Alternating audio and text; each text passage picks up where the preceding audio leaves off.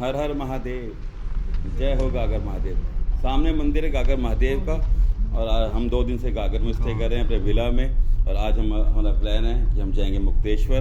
तो हम मुक्तेश्वर के लिए हमें जाना पड़ेगा यहाँ से लेफ़्ट, राइट जाते हैं तो हम जाएंगे नैनीताल। तो हम सीधे मुक्तेश्वर के लिए जा रहे हैं। इससे पहले मैं आपको कुछ इन्फॉर्मेशन शेयर करना चाहता हूँ अबाउट गागर। गागर एक नाम ही गागर नहीं है। गागर में सागर एक कविता लिखी गई थी, सभी ने सुनी होगी, वो भी इस गागर के ऊपर ही। और उत्तराखंड में आता है कुमाऊं मंडल में। कुमाऊं हिल्स हैं सारे यहाँ पे आसपास। ये 7,000 फीट की ऊंचाई पर है इस टाइम। और गागर की खूबसूरती इतनी है कि अब यहाँ से आप हमारी नंदा देवी पीक, जो फेमस पीक है इंडिया की, पिंडारी ग्लेशियर्स, हम यहाँ से विजिबल है हमें। हम नेकेड आइस से इनको देख सकते हैं। बहुत खूबसूरत है, लेकिन कभी मौसम क्लियर होता है तो वो दिखते हैं। और गागर की कई और खासियत हैं। गागर फेमस है रविंद्रनाथ टैगोर जी के लिए। उन्होंने अपना काफ़ी लाइफ का कुछ समय यहाँ स्पेंड किया था। और गीतांजलि नाम की एक कविता थी उनकी, फेमस कविता, वो उन्होंने यहीं पे लिखी थी। उन्होंने यहाँ शांति निकेतन भी इस्टेब्लिश किया था, लेकिन बाद में वो अपने होम टाउन मूव कर गए थे लास्ट टाइम में आके। और हमारी जो एक कवित्री रही हैं महादेवी वर्मा जी, वो भी यहाँ रही हैं। वो रामगढ़ की ही थी। और रामगढ़ एक फेमस जगह है, जिसी के अंदर एक गागर आता है, छोटा सा स्टेशन है। और रामगढ़ तल्ला, रामगढ़ मल्ला 2 पार्ट्स में डिवाइडेड है। और यही रूट हम फॉलो करते हैं टूवर्ड्स मुक्तेश्वर जाने के लिए। तो आज हम निकले हैं मुक्तेश्वर के लिए और आगे आपको मिलते हैं, दिखाते हैं, अच्छा दर्शन बाबा के कराएंगे। मुक्तेश्वर की बहुत बहुत जानकारियाँ हैं जो मैं आपको देने वाला हूँ। गागर is famous for his wild life also. यहाँ पे एक छोटी सी वाइल्ड लाइफ ट्रेल है आगे। यहाँ पे लेपर्ड भी हैं। यहाँ पे जैसे कि पता है उत्तराखंड में पहाड़ों में हर जगह लेपर्ड मिलता है। और यहाँ पे बियर है, बियर का बहुत मूवमेंट होता है यहाँ पे रात में। और गागर जैसे उत्तराखंड है, उत्तराखंड यहाँ का स्टेट है और चंपावत डिस्ट्रिक्ट है गागर की। और गागर की दूरी नैनीताल से ऑलमोस्ट 36 किलोमीटर है। और 26 किलोमीटर यहाँ से मुक्तेश्वर है अप्रॉक्स। और बहुत खूबसूरत रास्ता है, बहुत आपको ब्यूटीफुल व्यूज़ मिलने वाले हैं यहाँ से। और नज़ारे तो इतने अच्छे हैं कि आप इमेजिन आके ही कर सकते हैं, इसको मैं बता नहीं सकता आपको। और आगे बाबा का दर्शन करते हैं। जय हो मुक्तेश्वर महादेव। पहुँच गए हैं जी। 70 किलोमीटर नैनीताल से और 26 किलोमीटर गागर से सफ़र करके हम लोग खूबसूरत वादियों के बीच में से मुक्तेश्वर महादेव। सामने आप देख सकते हैं कुछ यहाँ पे सूचनाएं लिखी हैं, आप इसको पढ़ सकते हैं पॉज करके। इंफॉर्मेशन है अबाउट मंदिर। और बहुत ही ब्यूटीफुल सा मंदिर है, एकदम उड़ीसा की शैली में बनाया गया मंदिर है। ये जो हमारी उड़ीसा शैली है, तो भुवनेश्वर वाली जो शैली मंदिर की है, उसी शैली में बनाया है ये मंदिर। और बहुत बड़े बड़े आप देखो, विशाल एकदम, बहुत बड़े बड़े पेड़ हैं यहाँ पे पाइन के। खूबसूरत सा स्टेशन है, कोहरा है यहाँ पे, फॉग उड़ रहा है, ठंडा मौसम है, बहुत ब्यूटीफुल। मतलब इतने पॉजिटिव वाइब्स हैं। और उसके ऊपर बाबा के दर्शन, मतलब कि अद्भुत। आप यहाँ आएंगे तो फील करेंगे जो मैं बोल रहा हूँ। शायद आप अभी इसको फील नहीं कर पाएंगे, यहाँ आके ही इसको फील कर सकते हैं। चलिए अंदर चलते हैं और कुछ दिखाते हैं आपको, दर्शन कराते हैं बाबा के। और आपको भी मुक्ति मिलेगी यहाँ पे दर्शन करके। जय हो। जैसे कि हम अंदर एंट्री करेंगे, सामने सीढ़ियाँ हैं, सीढ़ियाँ चढ़ के ही हमें वहाँ जाना पड़ता है। और कुछ हैं, आधा पौना किलोमीटर चलना पड़ेगा आपको थोड़ा सा। लेफ़्ट में छोटी छोटी दुकानें हैं चाय पानी के लिए, आप यहाँ पे चाय पानी पी सकते हैं। और मुक्तेश्वर महादेव के बारे में आपको कुछ जानकारी शेयर करना चाहता हूँ बाबा की। ये 12 साल का जब अज्ञातवास पांडवों ने काटा था, उस दौरान उन्हें मुक्ति चाहिए थी। मुक्ति पाने के लिए वो लोग यहाँ आए मुक्तेश्वर में। उन्होंने बाबा के एक मंदिर का निर्माण किया।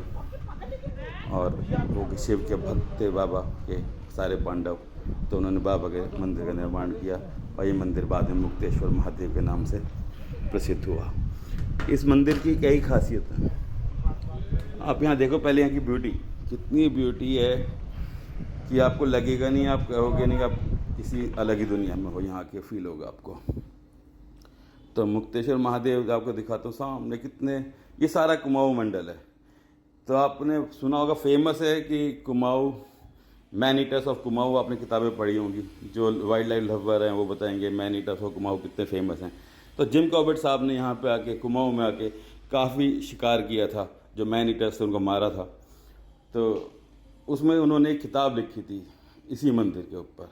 उस किताब का नाम ही उन्होंने रखा था टेम्पल ऑफ टाइगर। यहाँ पे ये देखो कितना शानदार, मतलब कितना, मैं क्या ही बताऊँ को, बहुत ही शानदार है। मतलब कि इस मंदिर का और भी कई कहानियाँ हैं जो प्रसिद्ध हैं इसके बारे में, कि यहाँ पे भगवान ने एक बार एक राक्षस के साथ भयंकर युद्ध किया था। जब राक्षस का विनाश कर दिया प्रभु ने, तो उन्होंने उसको बाद में अमरता का दान दे दिया था कि मुक्त हो जाओगे, तो मुक्ति का दान दिया। तो जब इसे इसका नाम भी मुक्तेश्वर महादेव पड़ा। ऐसा कहना है लोगों का, मानना है कि यहाँ पे आके मुक्ति मिलती है। एक बार यहाँ के दर्शन करने से ही मात्र हमें हमारी मुक्ति मिल जाती है।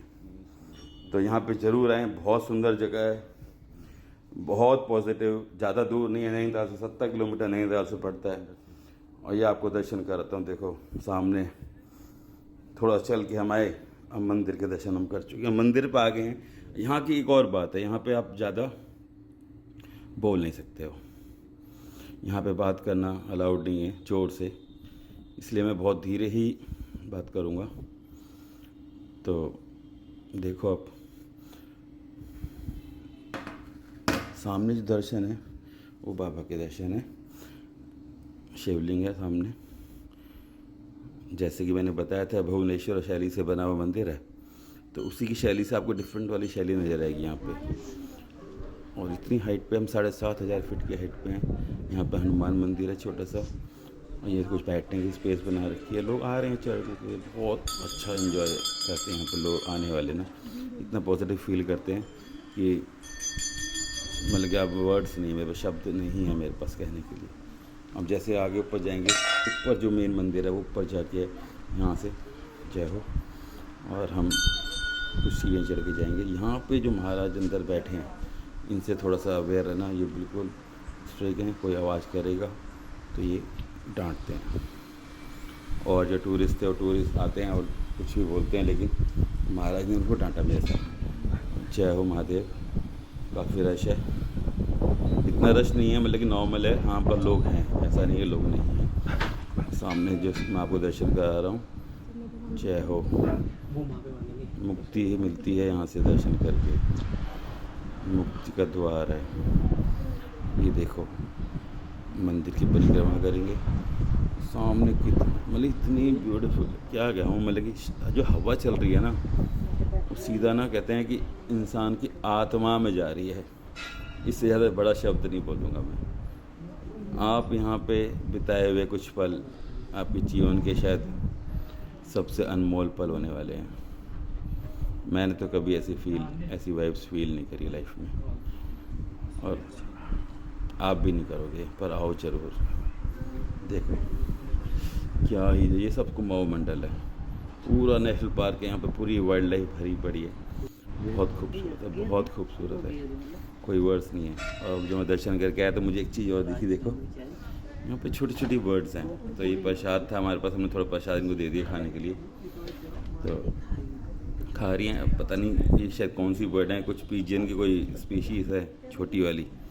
ये मेरी मम्मी है, मम्मी और वाइफ, और ये भी अपना बैठी हैं आराम से। मम्मी हमारी सेज में भी देखो दर्शन करने आई हैं, किस्मत है इनकी। यहाँ से हम निकल रहे हैं बाहर, और अब निकलते हैं यहाँ से हम टूवर्ड्स अपना वापस गागर। तो गागर जाने से पहले हमने एक प्लान किया है कि हम लोग एक ट्रैक करेंगे। ये नीचे कोई सेटलमेंट्स हैं, देखो बहुत पुराने सेटलमेंट्स बने हुए हैं अंग्रेजी। दर्शन हो गए हैं बाबा के, बहुत सुंदर दर्शन हुए हैं, बड़ा अच्छा लगा यहाँ के। और हम लोग निकल रहे हैं सीधा गागर की तरफ, बिकॉज शाम होने को है और रास्ता थोड़ा लंबा है और जंगल का रास्ता भी है। और अभी हमने यहाँ पे पता किया है कि यहाँ पे एक रास्ता है, जिस रोड से हम आए थे, नॉर्मली लोग आते हैं हाईवे से, उस रोड को छोड़ के हम एक अलग ट्रैक है, यहाँ पे 8 किलोमीटर का ट्रैक है, जो यहाँ से मुक्तेश्वर बाबा के धाम से और शीतला की तरफ निकलता है। वो एक फॉरेस्ट एरिया, रिज़र्व एरिया है, तो वहाँ पे जाने के लिए परमिशन होती है। आप वहाँ पे चेक पोस्ट आएगा, ये पीछे जो मैंने टर्न की है गाड़ी, तो यहाँ पे हमने चेक पोस्ट पे हमने एंट्री की है। और सेम एक चेक पोस्ट आप जब एग्ज़िट मारोगे तो वहाँ भी आपको अपनी एंट्री करानी पड़ेगी। आधार कार्ड से आपकी एंट्री हो जाती है। तो अब इस ट्रैक पर हम चल दिए आगे। आप देखो बहुत ब्यूटीफुल जंगल है, मतलब कि जितना आपने जंगल सबने देखे हैं, पर ये कुछ जंगल डिफरेंट है। ये डिफरेंट इसलिए है कि बहुत आपको देख के फील हो जाएगा जंगल बहुत पुराना है, बहुत पुराना जंगल लगता है। बहुत बड़े, बहुत हाइट के पेड़ हैं, बहुत घना जंगल है। और मौसम तो अच्छा है ही यहाँ का, नो डाउट, लेकिन अभी थोड़ा शाम हो रही है तो जंगल का फील हमारा डबल हो रहा है। और जैसे कि वहाँ चेक पोस्ट पर हमें बताया गया था कि आप यहाँ पे गाड़ी से नहीं उतरेंगे। ये एक रिज़र्व फॉरेस्ट है और ये फॉरेस्ट फेमस फॉरेस्ट है। अब इसकी कहानी मैं आपको बताऊँगा आगे चल के। अभी इसकी बहुत स्टोरीज़ हैं, बहुत फेमस स्टोरीज़ हैं इस जंगल की। तो अभी यहाँ पे आगे कंटिन्यू करते हैं। इस बीच में यहाँ पे आपको बताता हूँ, यहाँ पे गवर्नमेंट का वेटनरी रिसर्च इंस्टीट्यूट है। वैसे तो इस जंगल में 8 किलोमीटर में कोई भी आबादी, कोई घर नहीं है। सिर्फ ब्रिटिश टाइम के कुछ 1-2 प्रॉपर्टीज़ हैं जिनको गवर्नमेंट ने अलाउ किया है और वो लोग रहते हैं। एक छोटा सा इसमें रिजॉर्ट है और बीच में ये सेटलमेंट्स जो हैं, जितने भी सेटलमेंट्स आपको दिखेंगे वो सब वेटनरी रिसर्च इंस्टीट्यूट के हैं। ये फेमस है, ये अंग्रेज़ी टाइम से चला आ रहा इंस्टीट्यूट है ये। और अब मैं आपको इसकी एक कहानी सुनाता हूँ। आपने बड़ा हमारे जिम कॉर्बेट साहब का नाम सबने सुना है और वो एक बहुत हंटर थे, बहुत बड़े हंटर थे। उन्होंने कभी ऐसे किसी को, मासूम जानवर को नहीं मारा। जो हंटिंग की है उन्होंने सिर्फ उनकी की है जो मैन ईटर्स बने। तो यहाँ से आज से 100 साल पुरानी बात है दोस्तों। 100 साल पहले एक टाइग्रस ने यहाँ पे इस जंगल को, इसी रास्ते को अपना घर बनाया। एक बंगाल फीमेल टाइग्रस थी, उसने अपना घर बनाया और ये इसी रूट पे पड़ता है वेटनरी रिसर्च इंस्टीट्यूट। तो उसके आसपास के जंगल को उसने अपना घर बनाया।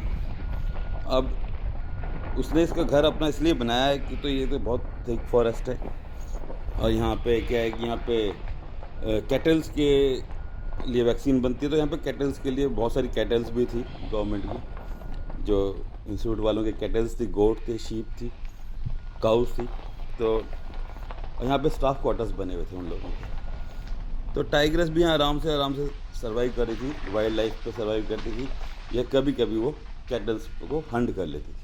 जो उनकी कैटल्स थी उनको वो शिकार करती थी। तो ऐसे ही आराम, उसकी बहुत सुखी की ज़िंदगी जी रही थी वो बेचारी।